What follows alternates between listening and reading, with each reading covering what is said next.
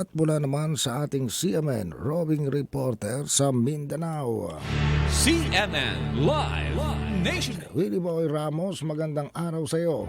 Magandang araw din, Ariel. Magandang araw, Pilipinas, sumayang adlaw, mga taga Mindanao. Naaresto sa Hingog City Police Station ang isang alias Isay, residente sa bayan ng Damulog, Bukidnon, na nagpapanggap na abogada at Assistant Regional Director sa National Bureau of Investigation, NBI. Isang entrapment operations ang ikinasa ng Hingog City PNP sa isang beach resort sa Barangay San Juan, Naturang Siyudad, matapos magsumbong ang isang Charlene, 24 anyos na taga-barangay 25 Hingog City dahil sa hinihingian di umano ito ng naristong suspect halagang 16,000 piso.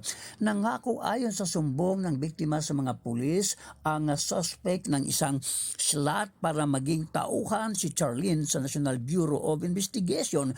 Una nang nagbigay ang biktima ng halagang 75,000 piso kay Isay sa pamamagitan ng GCash at nitong huli humingi na naman si Isay kay Charlene ng halagang 16,000 piso. Dito na nagsumbong ang biktima sa mga pulis. Ikinasang entrapment operation sa nabanggit na beach resort sa Barangay San Juan.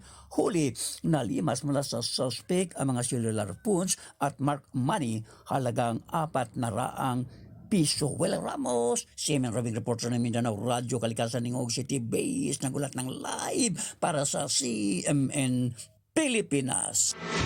CNN Live Nationwide. Maraming salamat, Willie Boy Ramos, ang ating CMN roving reporter sa Mindanao. Samantala sa karagdagan